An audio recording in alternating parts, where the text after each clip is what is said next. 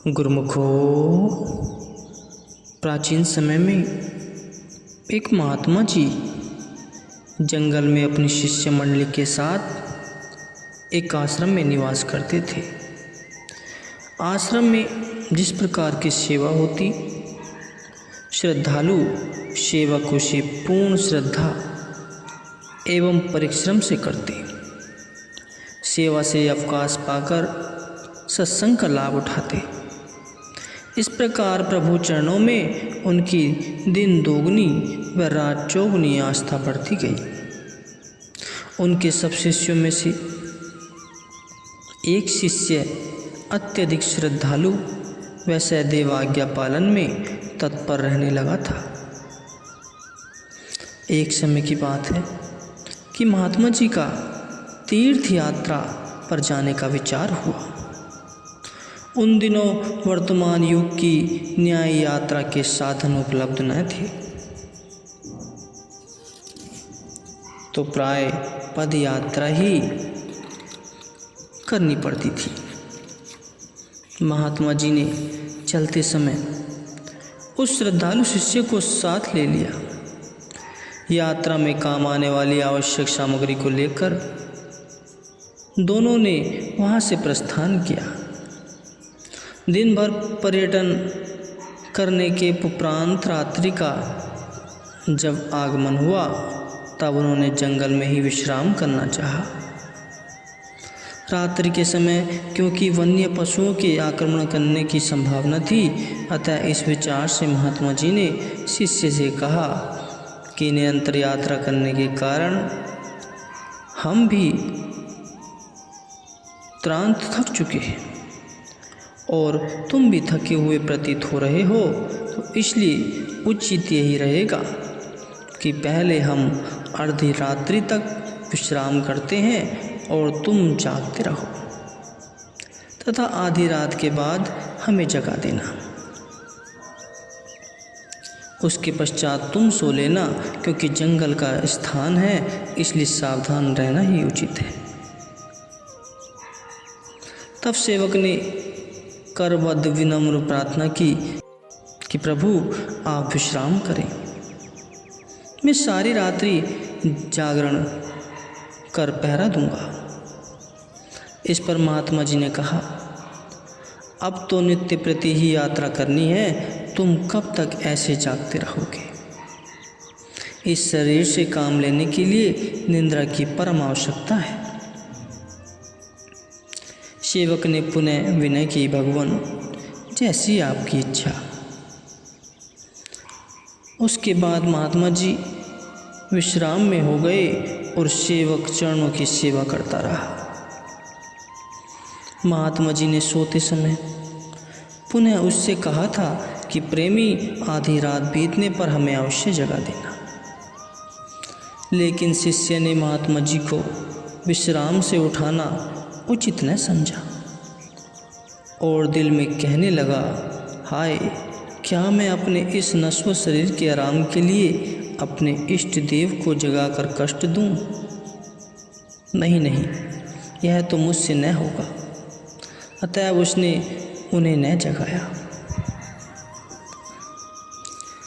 आधी रात बीतने पर महात्मा जी स्वयं ही जागे और उस प्रेमी से कहने लगे कि तुमने हमें जगाया क्यों नहीं? यह सुनकर सेवक मौन हो रहा। फिर महात्मा जी ने कहा कि प्राय फिर यात्रा में चलना है, अतः तुम विश्राम कर लो। उनकी आज्ञा पाकर सेवक निद्रा देवी की गोद में विश्राम पाने लगा। सेवक थका हुआ था, लेटते ही उसको गहरी नींद ने घेर लिया। महात्मा जी जाग रहे थे। इतने में क्या हुआ कि झाड़ियों में से झट आता हुआ ध्वनि सुनाई थी और तत्काल ही एक काला सर्प उधर आता हुआ दिखाई दिया। उसे देख महात्मा जी ने अंतर्दृष्टि से यह जान लिया कि यह किस कारण से इधर आ रहा है। उन्होंने सर्प से पूछा कि तुम इधर कहाँ जाना चाहते हो? सर्प ने उत्तर दिया, यह तो आदमी निद्रावस्था में पड़ा है। यह जो आदमी निद्रावस्था में पड़ा है, इसके साथ मेरा कई जन्मों का लेन देन का व्यापार चल रहा है। मैं इस जन्म में सांप बनकर इसके गले का खून पीता हूँ, फिर दूसरे जन्म में मैं आदमी बनता हूँ और यह सांप बनकर मेरे गले का रक्त पीता है। इसी नियम के अनुसार ही मैं आज फिर इसके गले का खून पीने को आया हूँ। अतः आप इसमें कोई बाधा की दीवार खड़ी न करें तथा मुझे अपना बदला लेना है। तब महात्मा जी ने पुनः सांप से पूछा, तुमने इसके गले का खून ही लेना है या इसको काटना भी है? सर्प ने उत्तर में कहा कि मुझे काटने से कोई विशेष प्रयोजन नहीं है, मैंने तो इसके गले के खून से अपनी तृष्णा शांत करनी है। उत्तर पाकर महात्मा जी ने कहा, ठीक है, तुम यहाँ रुको, हम तुम्हें इसके गले का लहू उला देते। यह सुनकर वह सर्पदेव वहीं रुक गया। उधर महात्मा जी के मन में विचार आया कि हमारा कहना युक्ति संगत ही है। यदि सांप इसको काटता है तो इस जंगल में सर्पदंश के उपचार का कोई साधन उपलब्ध न होने के कारण विष के प्रभाव से यह मृत्यु को पा जाएगा। दूसरा, इन दोनों के कर्मों का सिलसिला कई जन्मों तक चलता रहेगा। भविष्य के परिणाम को सोचकर महात्मा जी ने अपने सामान में से चाकू निकाला और सेवक की छाती पर बैठकर उसके गले से लहू निकालने लगे। श्रद्धालु सेवक ने, जो कि नींद में अचेत पड़ा था, एकाएक छाती पर बोझ व गले पर चाकू चलता देख चौंक कर देखा कि मेरे वक्ष स्थल पर मेरे सद्गुरु ही विराजमान होकर यह कार्य कर रहे हैं। उसने तुरंत ही अपनी आंखें मूंद ली। वह दिल में सोचने लगा कि यदि अन्य कोई होता तो मैं उससे अवश्य पूछता, परंतु यह तो मेरे अपने ही परम हितैषी गुरुदेव विराजमान हैं। इन्होंने इस कार्य में मेरी भलाई ही सोची होगी। महात्मा जी ने चाकू से उसके गले से खून की बूंदें निकाली और बर्तन में डालकर सांप के आगे बर्तन रख दिया। खून पीकर सांप चला गया। तब महात्मा जी ने अपने दुपट्टे में से कपड़ा फाड़कर सेवक के गले पर पट्टी बांध दी। सुबह होने पर महात्मा जी ने सेवक को जगाया और दोनों सामान उठाकर यात्रा पर चल दिए। अब सद्गुरु द्वारा किए गए घाव की पीड़ा अनुभव होने पर भी सेवक ने किसी प्रकार की बात अपने गुरुजी से पूछनी उचित न समझी। यद्यपि सेवक के गले पर पट्टी बंधी हुई थी, 2-3 घंटे बीत जाने पर भी जब सेवक ने कोई बात न पूछी, तब गुरुजी से न रहा था। कहने लगे कि रात को जब हम तेरी छाती पर बैठकर गले पर चाकू चला रहे थे, उस समय आंखें खोलने पर भी तुमने हमसे कुछ न कहकर पुनः नेत्र मूंद लिए और अब भी उसी दशा में मौन धारण किए चले जा रहे हो, ऐसा क्यों? तब सेवक ने विनती की, भगवान, मैं यदि किसी अपरिचित पुरुष को अपने वक्ष स्थल पर बैठा देखता तब तो मैं पूछता। मुझे तो इस बात का अचल विश्वास है कि आप सदैव मेरे कल्याण की ही सोचते हैं, इसलिए उस अवस्था में भी आपको देखकर मेरे मन में कोई भी संकल्प पैदा नहीं हुआ। सेवक के विश्वास एवं प्रेम सने शब्द सुनकर गुरुजी ने रात्रि वाली सब घटना कह सुनाई। यह सब सुनकर सेवक उनके चरणों में गिर पड़ा तथा प्रार्थना करने लगा कि हे प्रभु, मुझे तो पूर्ण विश्वास था कि आप हर प्रकार से मेरा हित ही करते आ रहे हैं, और इस बात का भी प्रत्यक्ष प्रमाण यह रात वाली घटना है। अगर सांप मुझे रात को काट जाता तो उससे मेरी मृत्यु हो जाती, जिससे मैं आवागमन के चक्र में न मालूम कब तक भटकता रहता। आप मेरे शरीर के ही नहीं, मेरी आत्मा के भी परम हितैषी हैं। आपके उपकारों से मैं कदापि उत्तीर्ण नहीं हो सकता। यह तो मेरा परम सौभाग्य है कि मुझे सुखों की खानी व परम कल्याणमयी आपकी शरण प्राप्त हुई है, जिससे मेरा यह लोक भी सुखप्रद व परलोक भी आनंदमयी होगा।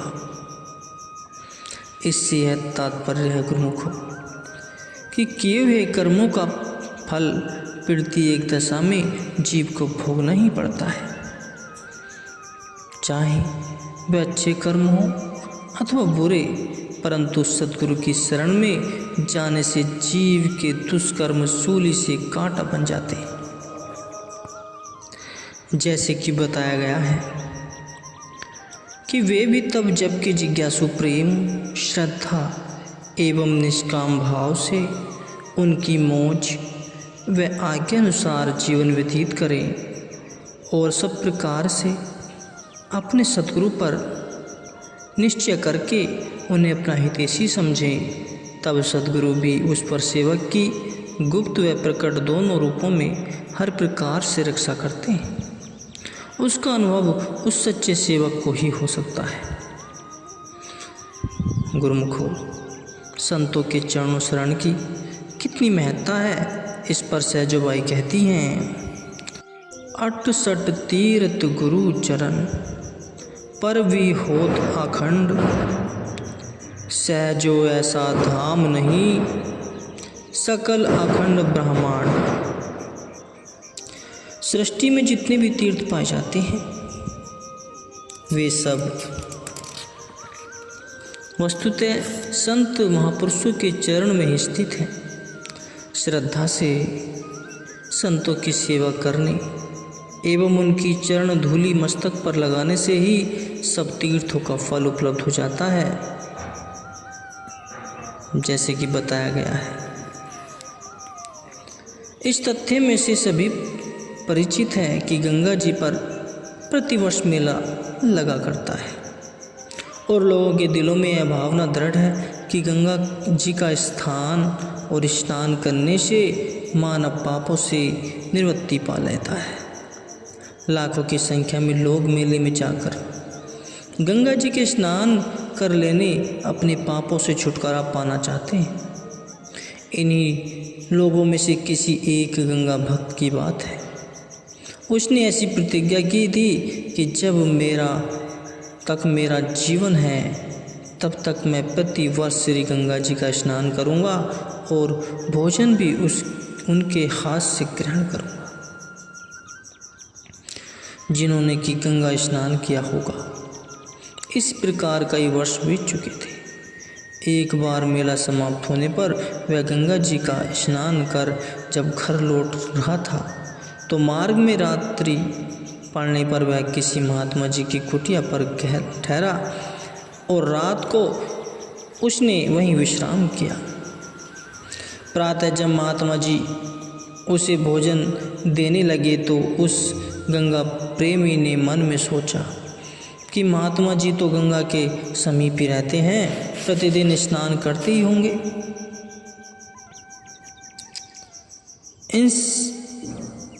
इनसे क्या पूछना, ऐसा विचार कर उसने महात्मा जी के हाथों का भोजन पा लिया। भोजन उपरांत जब वह जाने लगा तो महात्मा जी से कहने लगा, महात्मा जी, मुझे कुछ दिशा भ्रम हो गया है, कृपया रास्ता बता दीजिए। महात्मा जी ने पूछा, तुमने किस ओर जाना है? महात्मा जी ने पूछा, तुमने किस ओर जाना है? भक्त ने कहा, महात्मन, आप गंगा जी की ही दिशा बता दीजिए। उसकी विपरीत दिशा से मैं आया था और उसी ओर मैंने वापस जाना है। महात्मा जी आश्चर्य में मुद्रा बनाकर बोले, भाई, गंगा के मार्ग को तो हम जानते ही नहीं, परंतु हम तुम्हें चारों दिशाएं बता देते हैं। महात्मा जी की यह बात सुनकर भक्त आश्चर्यचकित हुआ और मन में पश्चाताप करने लगा कि आज तो मेरी प्रतिज्ञा ही टूट गई। मैंने तो यह विचार किया था कि यह महात्मा जी तो नित्य प्रति गंगा स्नान करते होंगे, हाय मेरे साथ तो बहुत धोखा हुआ। तब वह पश्चाताप व मन की अधेड़ बुन करता हुआ पूर्व की ओर चल पड़ा। अभी 4-5 कदम ही चल पाया था कि उसे श्याम वर्ण की 3 गायें दिखाई दी। उनको देख यह सोचने लगा कि मैंने आज तक ऐसी गाय अभी तक नहीं देखी। वह कभी वहीं ठिठक कर रह गया और गायों को एकटक देखता रहा। उसके देखते ही देखते वह 3 गायें महात्मा जी की कुटिया के समीप वाले तलैया में प्रवेश कर गई। जब वे पानी में कुछ देर डुबकियां लगाकर बाहर निकली तो उनका रंग दूधवत सफ़ेद हो गया। यह अद्भुत कौतुक देखकर वह चकित रह गया कि यह गाय श्याम वर्ण से श्वेत वर्ण की कैसे हो गई। वह अभी उसी स्थान पर ही खड़ा हुआ था। जब गाय वापस लौटकर उसके समीप से गुजरने लगी तो वह आगे बढ़कर हाथ जोड़कर उनसे पूछने लगा, हे देवियों, आप कौन हैं? मैंने अभी थोड़ी देर पहले आपका रंग श्याम रंग देखा था, अब आप एकाएक सफ़ेद वर्ण में दिखाई दे रही हैं, इसका क्या कारण है? तब उनमें से एक गाय बोली, हे भले पुरुष, सुन, हम तीनों नदियां हैं, यह गंगा, यह यमुना और मैं हूँ सरस्वती।